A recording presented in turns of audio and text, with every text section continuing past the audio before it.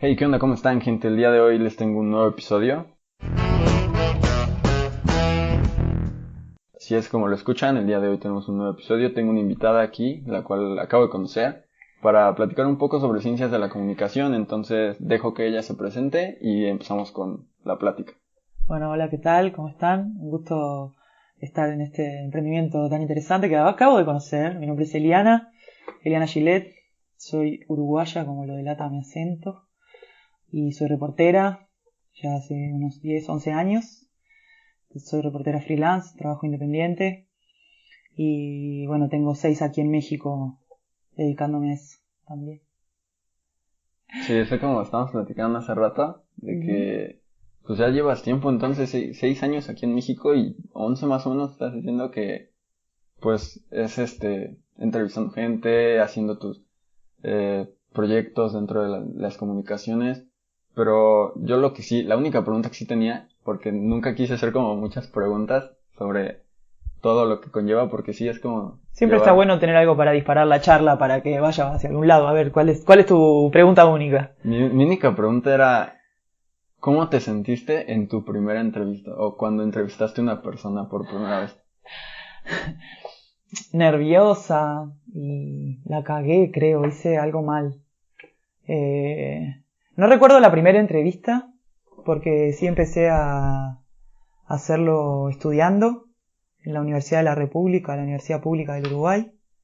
Hice ahí la carrera de Ciencias de la Comunicación y en el último año, que yo ya me había tardado un poco porque estaba trabajando también, entonces se me dilató.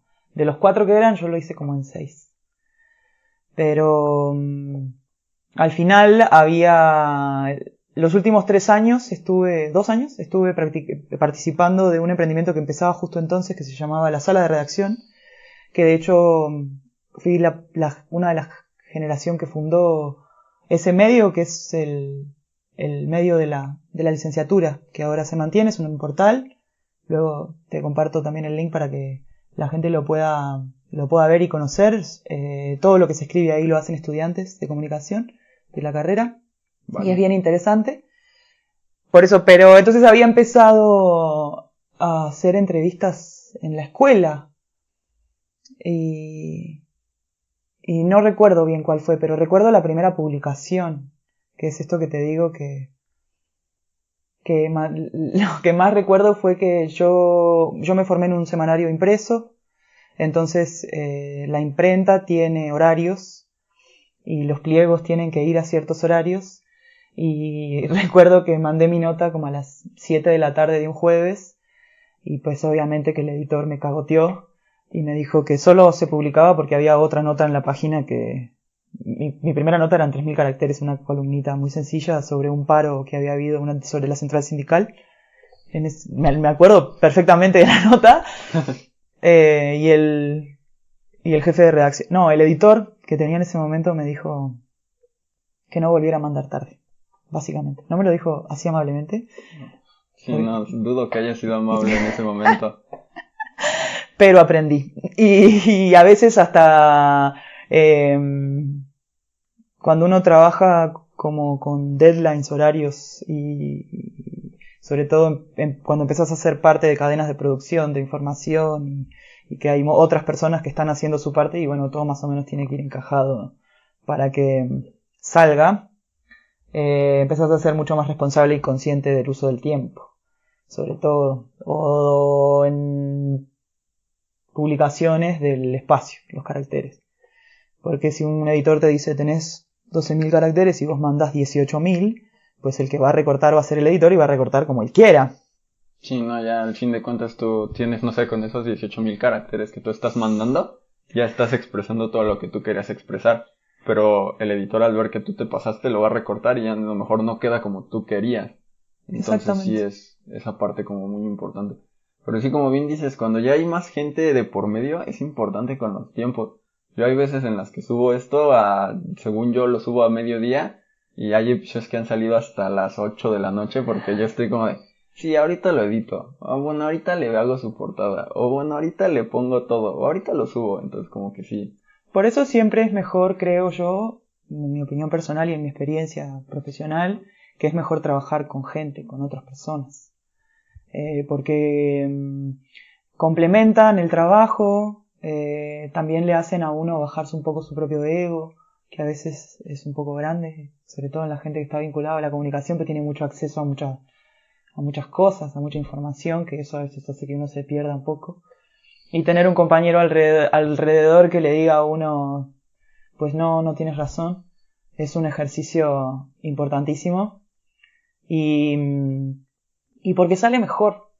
Todo Sí, luego sale hay mejor. como puntos de vista diferentes y diversos, entonces como que ahí agarras y quizás, no sé, nosotros vemos de cierta forma el hacer un guión, ¿no? Tú te acomodas con uno, yo me acomodo con otro, pero tienes que encontrar un punto en el cual los dos se sientan cómodos y los dos puedan llevar bien la información y el proyecto salga a flote.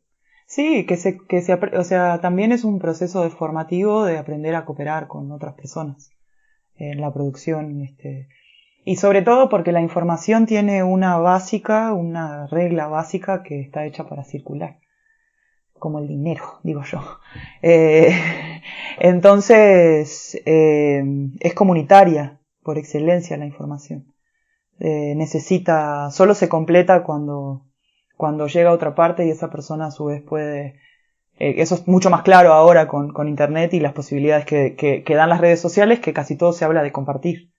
Entonces esa noción del colectivo está mucho más presente ahora para más gente que la que había antes, que veía que los medios solo eran unidireccionales, ¿no? Sí, siento yo también que con la escuela como que sí, ahí te vas dando cuenta de que sí lo necesitas, ¿no? Como que el comunicarte siempre es básico. Es como que una cosa que todos dicen, hey, yo sé comunicarme, pero como que ya después cuando yo empecé con la carrera me di cuenta de que comunicarse no simplemente es hablar con una persona. Comunicarse se divide en varias cosas y después como que ya vas entendiendo que cada uno conlleva ciertas cosas y que es importante que las tenga porque si no pierde toda esa esencia y al final, como dices, la información tiene que ser comunitaria. Entonces tienes también que entender que tú lo puedes leer de una forma, pero a lo mejor ya hay personas que no lo leen de esa misma cierta forma. Entonces como que el llevarlo así y también como entiendes que tienes que ser como hasta cierto punto como más explícito con lo que quieres decir para que todos lo entiendan de la forma que tú lo quieres. Sí, como conversamos en un ratito que estuvimos platicando, también las plataformas tienen sus propios lenguajes, sus tiempos, que van haciendo al mensaje, ¿no? Que eso es también de las máximas de la comunicación, que el medio es el mensaje, el medio pauta la forma en la que uno va a construir el mensaje. Es parte intrínseca de él y a su vez es algo que uno transmite con el mensaje, ¿no? La forma hace al fondo. Entonces, pues van juntas. Sí, como de la mano. Uh-huh. Sí, porque sí es importante también, por lo que decíamos, ¿no? De que las historias en Instagram tienen 15 minutos y un video en YouTube lo puedes hacer hasta de horas. Exacto. Entonces, sí. Depende qué quieras, para qué lo quieras usar. Bueno, es público que sobre todo YouTube paga un poco, entonces pues muchas veces son estrategias para poder jalar gente hacia reproducir ciertos contenidos para que dé rédito, porque al final también aunque originalmente yo creo que los medios de comunicación tienen una vocación de servicio, no es la visión predominante, que todos sabemos que hay mucho dinero en torno a ellos y que han funcionado más como un negocio que como algo que esté abierto hacia colaborar dentro de las sociedades en las que están insertos. Por algo se le ha dicho mucho tiempo que es un cuarto poder, que tiene una cuota de responsabilidad importante con cómo pasan y cómo se lee lo que pasa, qué es lo que se dice sobre lo que pasa, que es diferente, ¿no? De la realidad, el relato. Sí, por ejemplo, yo hace poco me di cuenta de que es muy importante que la gente sí sepa lo que pasa en realidad con las noticias. Por todo lo que pasó con lo del COVID, ¿no? Que desinformaban hasta cierto punto. Y, por ejemplo, por mi casa, hace poco ocurrió un accidente. Y decían en las noticias, lo estaban poniendo de una forma que no era. O sea, ellos están diciendo que el accidente pasó que fue un momento en el cual una camioneta iba pasando y explotó una parte de una llanta de la camioneta, creo. Y en realidad la camioneta siempre estaba ahí frenada, nunca se mueve, siempre está ahí, y pues explotó un día ahí, y las noticias lo plasmaron de otra forma, como de simplemente iba pasando y... Eso me lleva a hablar de otro punto importante que tiene que ver con el periodismo, particularmente, que es que también tiene una regla básica, inviolable, que es la confirmación. Porque lo que pasa a veces es que, como todos sabrán, pues la información eso circula, últimamente, sobre todo en la pandemia, mediante grupos, mediante, digamos, redes de personas que hacen que te lleguen cosas, y pues al final lo que tiene que hacer el reportero es ir al lugar, tratar de conversar con la gente. Por ejemplo, tal vez si esos reporteros hubiesen hablado con algún vecino, sabrían que la camioneta no había podido ser parte del choque. Entonces, en ese ejemplo tan sencillo que acabas de dar, hay una clave que también es un compromiso de los reporteros, o debería serlo, con dar la versión más cercana a la realidad de lo que pasó, que es muy difícil a veces, y no es mala fe, pero a veces uno tiene ciertos elementos limitados y se sale con lo que hay. Pero lo ideal o la meta del trabajo debería ser que la información siempre se confirme antes de publicarse, por un compromiso con el lector y con la persona que te está escuchando, para precisamente, como dices, no generar desinformación. Sí, es que es importante. Bueno, a mí siempre desde el primer día que empecé con lo de ciencias de la comunicación, me decían como de, si vas a decir algo, tienes que saber exactamente qué es lo que vas a decir. Y saber que lo que estás diciendo es verídico. Porque no se trata simplemente de llegar, sentarte y estar hablando, o de llegar y escribir sobre cualquier cosa que se te venga a la mente y al final tú pongas las cosas que tú quieras poner. Porque tienes que tener como esa cierta línea, ¿no? De que si vas a informar, es informar. Y llevar a cabo todo lo que, pues, conlleva la investigación, el estar escribiendo, el corregir, y ya después presentar tu escrito final. Y de una manera agradable para que la gente le parezca interesante y lo quiera leer frente a un millón de otras cosas que le llegan diariamente. Que también es un reto, ¿no? Porque con la explosión de las redes sociales los medios han tenido mucho descrédito. Y al punto de que uno ve que los informativos toman cosas de las redes. Cuando, por ejemplo, o de televisión, ¿no? O muestran videos virales. Se hace como bien loco que una empresa con tanta capacidad de producción tenga que tomar algo que filma un morro en una esquina con un celular. Porque tiene que tenerlo, ¿me explico? Entonces, ha trastocado tanto los equilibrios de qué es lo que en realidad puede llegar a ser o no consumido y elegido entre un montón de cosas, que también abre una puerta de posibilidades para gente como tú que está interesada en este tema y tiene una vocación que quiere desarrollar en los años que vienen, ¿no? Que eso es algo muy agradable, que también te felicito por tu emprendimiento, por la dedicación, porque, como bien decís, nunca es fácil, porque sobre todo cuando uno es joven tiene ciertos temores a vencer, cómo aproximarse con una persona, si le va a decir que sí, si no, si va a quedar bien, si va a poder hablar, si va a tener temas, o sea, y creo que lo haces con mucha calidad de profesionalismo, así que va ¿cómo es? Mi reconocimiento también a tu trabajo. No, gracias. Es que sí, siento como, hace rato decíamos, ¿no? De que llegó un punto en el cual yo te comentaba que explotaron todos los podcasts, ¿no? Que era muy normal que llegaras y vieras a alguien, conocieras a alguien, ¿no? Y trajera audífonos y, ¿qué escuchas? Ah, un podcast. Ah, pero ¿qué es un podcast? Y ahí fue donde explotó toda esta idea también en mi mente de, ok, ¿por qué no hablo yo sobre las cosas? Desde pequeño se me ha facilitado el hablar con la gente, nunca me ha dado pena el hablar ni en público ni... ¿Y hay algún otro podcast que se haga acá en México que te interese, que escuches regularmente? Sí, hay bastantes que sí agarro y digo, ok, esto sí es como lo que Cuéntame siempre quise. A ver, recomiéndame algunos. Hay uno que es como este tipo de cosas, así platicar con las personas, que se llama Sanasi Entiende, hecho por Diego Sanasi.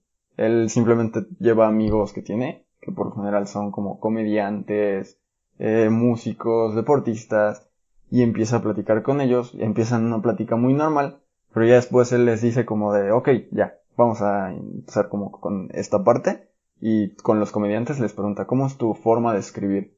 Con los músicos, ¿cómo es tu forma de crear una canción?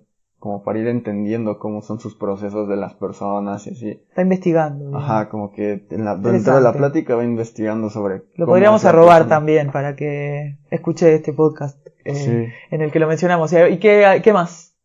También había uno que me gustó mucho, ahorita no se ha grabado nada de él, pero de un músico que se llama Sabino. Él inició un podcast, el cual en cada episodio se inicia con una canción para ese episodio. O sea, si el episodio habla sobre que un mesero no le tomó la orden bien, la canción del principio habla sobre que el mesero no le tomó la nota bien y se queja del mesero.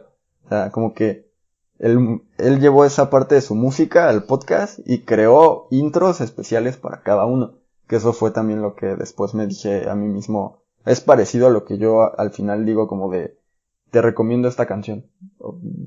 Que lleva, no sé, algo relacionado con el tema. Aunque sea una sola palabra. Pero hoy me la tenés que dejar elegir a mí. Sí, justamente es eso. En las pláticas, la persona invitada da la recomendación musical y esa es como que el puntito ahí extra de... Ay, ya estoy pensando. Es importante. La gente sí... Pero como usualmente, ¿qué música compartes más en tu podcast para tratar de ir en esa línea y tampoco ser tan estridente con... Sí, no hay una línea. Es el recomendar música en que la gente en algún momento diga, ok, no sé qué escuchar hoy. Pues recomendaron esta canción hace poco, pero no es como de mi género. Voy a escuchar, no importa, la recomendaron. Y ahí como que de repente recomiendo rap, de repente recomiendo pop, de repente rock, a veces no sé, metal. Y así como que por ahí diversos géneros los cuales he recomendado. Bueno, yo pero estaba pensando cómo elegir y dije, bueno, te voy a recomendar la última canción que haya puesto like en mi Spotify. Ok. Ahora cuando sea el momento, tú me dices y me fijo. Mira que no sé cuál es. Bueno, creo que sí sé cuál es, pero espero que no sea muy... Que no sea algo como la gente dice, ¿no? De un gusto culposo. Bueno, a mí me gusta mucho el punk y el post-punk.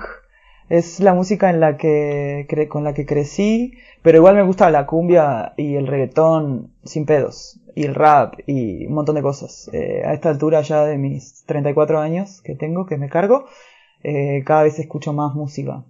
Y pues es algo que creo que también hace a alimentar la creatividad que uno necesita para poder hacer esto, ¿no? Porque al final es envolvente, ¿no? Es una manera como de conquistar un poco, que es algo que uno tiene que aprender a hacer. Bueno, ¿te parece si platicamos un poquito sobre estos gustos musicales en la parte 2 de este? Perfecto.